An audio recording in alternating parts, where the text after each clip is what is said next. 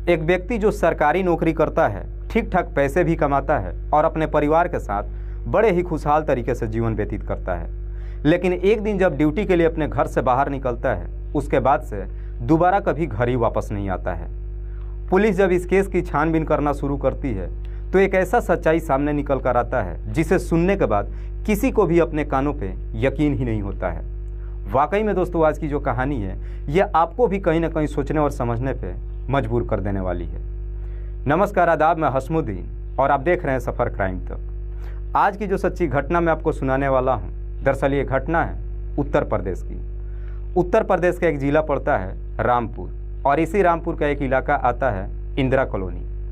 Indira colony की रहने वाली सीमा, जिसकी उम्र है 28 साल, पति का नाम राजीव, जिसकी उम्र है लगभग 31 साल। राजीव जो बिजली विभाग में लाइनमैन का काम करता है। बात कर रहा हूँ मैं 28 फरवरी 2023 के रात्रि के करीब 9 बजे के आसपास। सीमा नज़दीकी पुलिस थाने में रोते बिलखते पहुँचती है और पुलिस वालों से एक कंप्लेंट दर्ज कराती है। रोते बिलखते जब थाने में पहुँचती है, पुलिस उसे तसल्ली से बिठाती है और फिर पूछताछ करती है। सीमा कहती है कि साहब, मेरा पति कल सुबह घर से ड्यूटी के लिए निकले थे, लेकिन उसके बाद से घर ही वापस नहीं आए। सीमा जब इस तरह की बातें पुलिस वालों से कहती है तो पुलिस भी सीमा से सवाल करती है कि जब तुम्हारा पति कल से लापता है तो तुमने पहले आकर के उसका गुमशुदगी का रिपोर्ट दर्ज क्यों नहीं कराया? तुम 2 दिन के बाद थाने क्यों आई? इस पर सीमा कहती है कि साहब, पिछले 2 दिनों से मैं अपने पति की हर जगहों पर तलाशी कर रही हूँ, लेकिन उनका कहीं कुछ पता नहीं चल रहा है। और इतना ही कह करके सीमा जोर जोर से रोने लगती है। आखिरकार पुलिस सीमा के तहरीर पे उसके पति राजीव का गुमशुदगी का रिपोर्ट दर्ज कर लेती है और फिर राजीव की हर जगहों पे तलाशी करना शुरू कर देती है। पुलिस भी अपनी तमाम कोशिश कर लेती है। देखते ही देखते लगभग 5 दिन का समय गुजर जाता है, लेकिन इन 5 दिनों में भी राजीव का कहीं कुछ पता नहीं चलता है। इन 5 दिनों में अक्सर हर रोज़ सीमा पुलिस थाने में जाती है और अपने पति राजीव के बारे में पुलिस वालों से पूछताछ करती है। एक दिन सीमा जब फिर से पुलिस थाने में जाती है तो पुलिस सीमा से पूछताछ करती है कि क्या तुम्हारे पति का किसी के साथ में कोई दुश्मनी था? इस पर सीमा कहती है कि साहब, मेरे पति का किसी के साथ में कोई झगड़ा तकरार नहीं था और ना ही मेरे पति का किसी के साथ में कोई दुश्मनी था। पुलिस वालों को भी समझ में नहीं आता कि आखिरकार राजीव अपने परिवार वालों को बिना कुछ बताए कहाँ जा सकता है, लेकिन पुलिस भी अपनी जिद से पीछे नहीं हटती है और फिर पुलिस सीमा से पूछताछ करती है कि तुम्हारा पति रहने वाला कहाँ का है?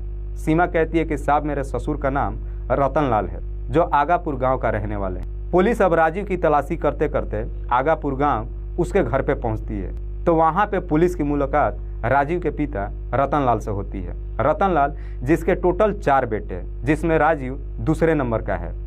पुलिस भी जब राजीव के बारे में उसके पिता से पूछताछ करती है तो रतन लाल भी कहता है कि साहब, मेरे बेटे से लगभग 5 दिन हो गया बातचीत किए हुए। मैं जब भी उसके नंबर पर फ़ोन करता हूँ तो फ़ोन मेरी बहू उठाती है। मैंने बहू से जब पूछताछ किया तो बहू कहती है कि वो ड्यूटी के लिए घर से निकले थे, लेकिन उसके बाद से घर ही वापस नहीं आए। मैंने थाने में जाकर गुमशुदगी का रिपोर्ट भी दर्ज करा दिया है। पुलिस आगापुर गांव में तो जाती है, लेकिन इसके बावजूद भी राजीव का कहीं कुछ पता नहीं चलता है। इसीलिए पुलिस अब राजीव के बारे में पता लगाने के लिए उसके घर पे जाती है और उसके आस पड़ोस के लोगों से राजीव के बारे में पूछताछ करती है। तो आस पड़ोस के लोग कहते हैं कि साहब, राजीव 1 नंबर का दारूबाज था, दिन भर नशे में चूर रहता था।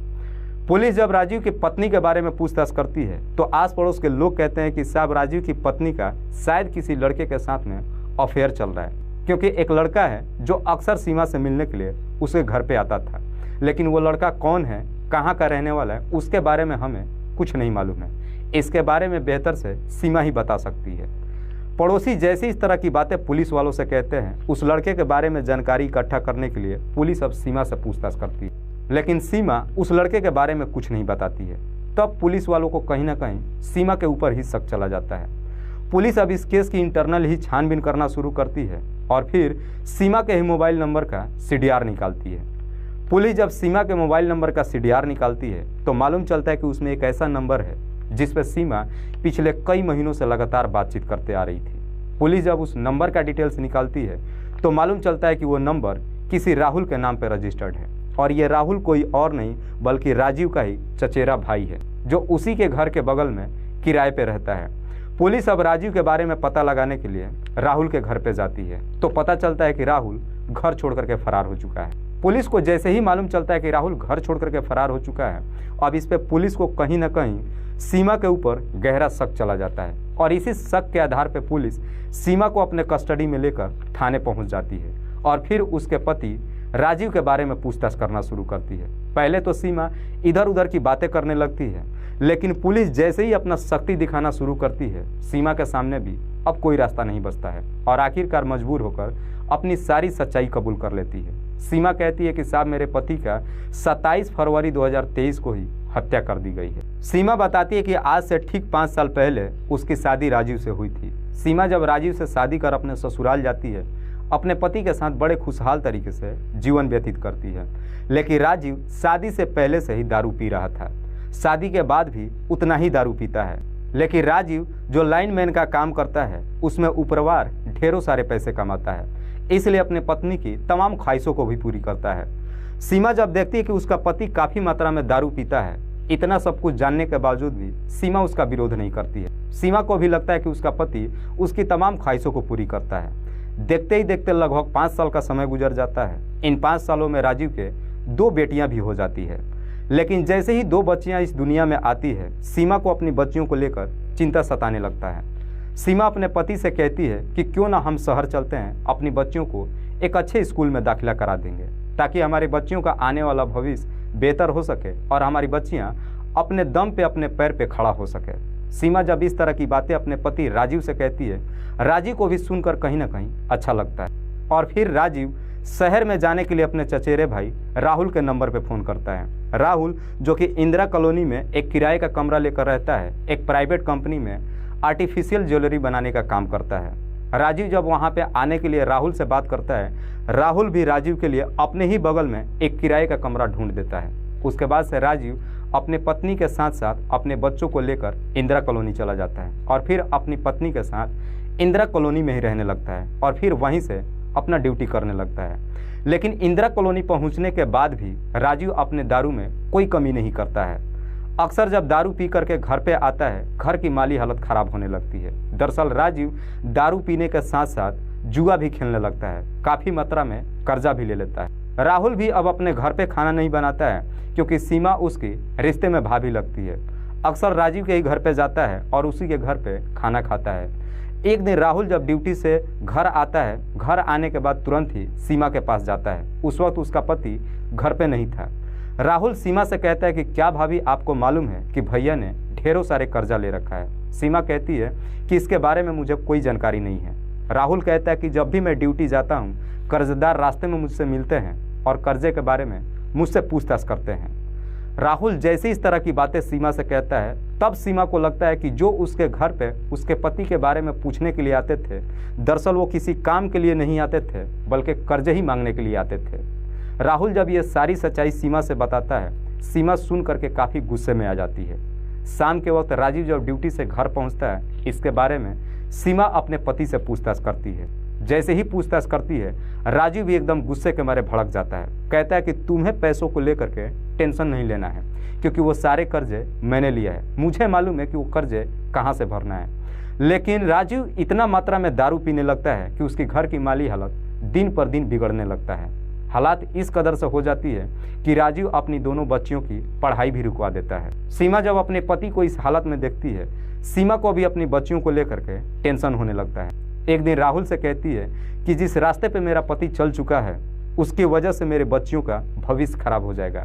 मैं चाहती हूँ कि मैं भी कहीं कोई नौकरी कर लूँ। अगर मेरे लिए कोई नौकरी हो तो मुझे बताना। राहुल कहता है कि तुम्हें टेंशन लेने की ज़रूरत नहीं है, मैं आज ही कंपनी में जाता हूँ और तुम्हारे लिए बात करता हूँ। राहुल कंपनी में जाता है और अपने ही कंपनी में सीमा की नौकरी के लिए बात कर लेता है। उसके बाद से सीमा भी राहुल के कंपनी में ही काम करने लगती है। उसके बाद राहुल और सीमा दोनों एक साथ ही ड्यूटी जाते हैं और ड्यूटी से घर आते हैं। लेकिन इधर राजीव के ज़िंदगी में कोई बदलाव नहीं होती है, बल्कि दिन पर दिन काफ़ी मात्रा में दारू पीने लगता है।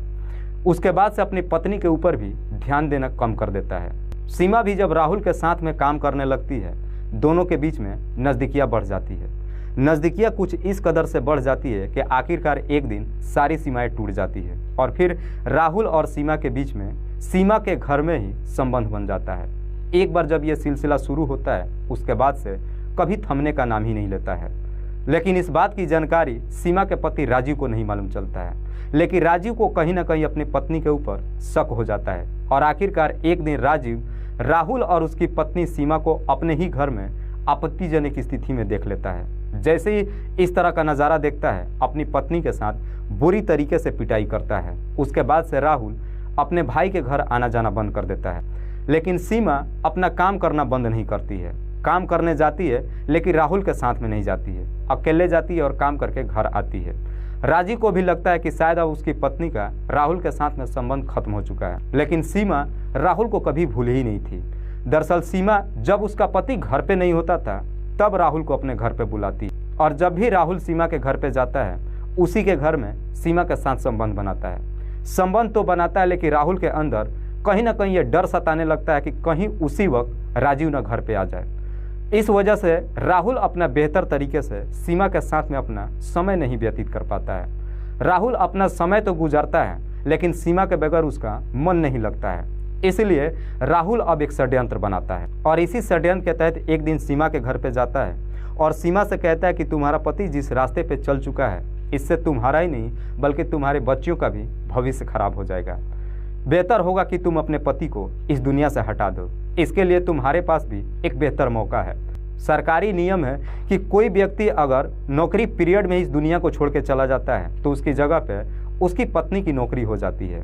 अगर तुमने अपने पति को इस दुनिया से हटा दिया उसके बाद उसके जगह पे तुम्हारी नौकरी हो जाएगी और उसके बाद मैं तुमसे शादी कर लूँगा और फिर हम बेहतर तरीके से अपना जीवन व्यतीत करेंगे। राहुल जब इस पूरे षड्यंत्र के बारे में सीमा से बताता है, सीमा भी इस काम को करने के लिए राजी हो जाती है। जैसे ही सीमा इस काम को करने के लिए राजी हो जाती है, राहुल अपने एक दोस्त सतीश से मुलाकात करता है। सतीश जो शहजादनगर थाना के अहमदाबाद गांव का रहने वाला है, सतीश से मुलाकात करता है और इस पूरे षड्यंत्र के बारे में बताता है। सतीश भी इस काम को करने के लिए तैयार हो जाता है लेकिन कहता है कि इसमें ढेरों सारे पैसे खर्च होगा। राहुल कहता है कि तुम पैसों की चिंता मत करो, बोलो कितना पैसा चाहिए। सतीश कहता है कि पूरे 2 लाख रुपये लगेंगे। राहुल कहता है कि 2 लाख रुपया बहुत ज़्यादा है, मैं तुम्हारा दोस्त हूँ, दोस्ती के नाते कुछ कम कर दो। सतीश कहता है कि ठीक है, मैं तुम्हारे लिए कुछ कम कर देता हूँ, लेकिन तुम्हें इस काम को करने के लिए 1,60,000 रुपये देना होगा। इससे 1 रुपया भी मैं कम नहीं कर सकता हूँ। आखिरकार राहुल 1,60,000 रुपये में इस डील को पक्की कर देता है और फिर 60,000 रुपये सतीश को एडवांस के तौर पे देता है। लेकिन ये 60,000 रुपये राहुल अपने जेब से नहीं देता है बल्कि राहुल को सीमा देती है। उसके बाद से सतीश इस काम को अंजाम देने के लिए अपने 2 साथियों को इसमें शामिल कर लेता है, जिसमें से एक का नाम है अरुण और दूसरे का नाम है रवि, जो सतीश के इलाके के ही रहने वाले हैं। और फिर राजीव को इस दुनिया से हटाने के लिए एक मौके का इंतजार होने लगता है। दिन पर दिन समय गुजरने लगता है लेकिन राहुल को कभी मौका ही नहीं मिलता है। इसीलिए राजीव को इस दुनिया से जल्द हटाने के लिए राहुल एक फिर से प्लान बना देता है और इसी प्लान के तहत एक दारू की बोतल अपने हाथ में लेकर और काफ़ी हिम्मत जुटा करके राजीव से मुलाकात करने के लिए उसके घर पे जाता है। जैसे ही उसके घर पे जाता है उस वक्त सीमा घर पे नहीं होती है। राजीव के सामने जैसे ही पहुंचता है, हाथ जोड़ करके अपने भाई से माफ़ी मांगता है, रोते गिड़गिड़ाते हुए कहता है कि भाई मुझसे गलती हो गई है, मुझे माफ़ कर दो। हम कैसे बेहतर तरीके से दोनों एक साथ बैठ करके पहले दारू पीते थे, मेरी एक छोटी सी गलती की वजह से हम दोनों के बीच में दूरियां हो गई है। मैं आज फिर से एक दारू लाया हूँ, हम चाहते हैं कि हम दोनों साथ बैठ करके दारू पी।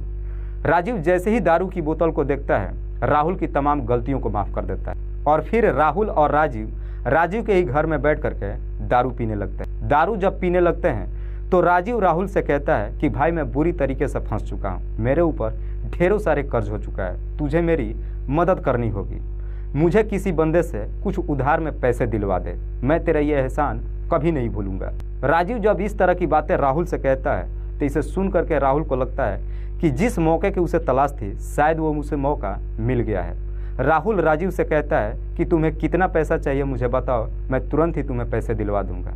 एक मेरा दोस्त है जो अहमदाबाद गांव में रहता है, उसका नाम सतीश है, अगर तुम्हें पैसे चाहिए तो मेरे साथ चलो, मैं तुम्हें सतीश से मुलाकात करवा दे रहा हूँ और जितना तुम्हें पैसे चाहिए सतीश तुम्हें पैसा दे देगा। राहुल जैसे इस तरह की बातें कहता है, राजीव भी उसकी बातों में आ जाता है और फिर 27 फरवरी 2023 को शाम के करीब 6 से 7 बजे के आसपास राजीव को अपनी बाइक पे बिठाकर सतीश से मिलवाने के लिए उसके गांव लेकर जाता है।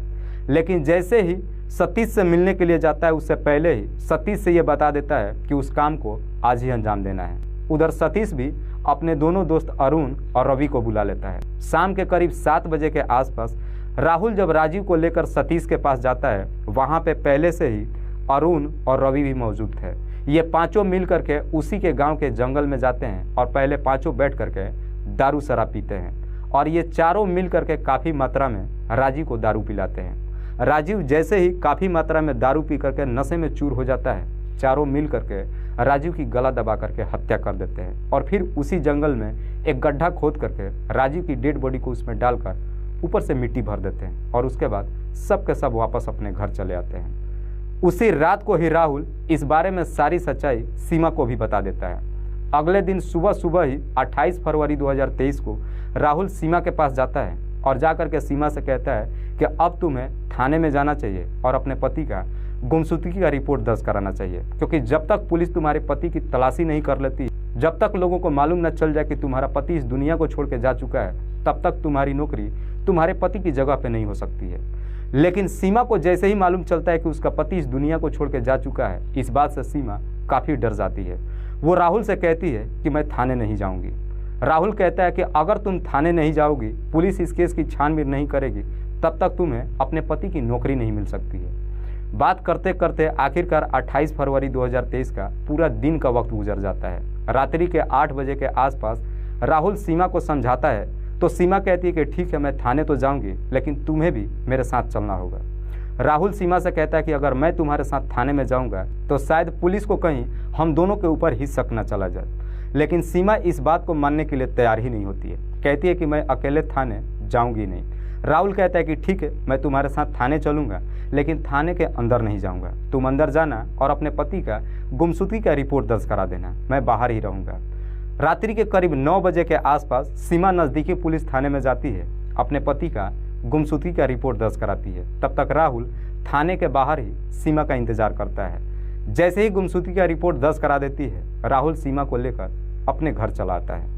वाकई में जब सीमा ये पूरी कहानी पुलिस वालों को बताती है तो पुलिस सीमा के ही तहरीर पे राहुल और उसके दोस्त सतीश और सतीश के दोनों दोस्त अरुण और रवि, इन चारों आरोपियों को अपने कस्टडी में लेकर आती है। फिलहाल पुलिस ने इन 5 आरोपियों को अपने कस्टडी में लेकर इन पे गंभीर धारा में मुकदमा दर्ज करके जेल भेज दिया है। दोस्तों, इस कहानी को सुनाने का उद्देश्य मुझे किसी को परेशान नहीं करना है, किसी को तकलीफ नहीं पहुंचाना है। बस आपको बताना है आप जहां भी रहे सुरक्षित रहें और अपनों का ख्याल रखें। तब तक के लिए जय हिंद, जय भारत।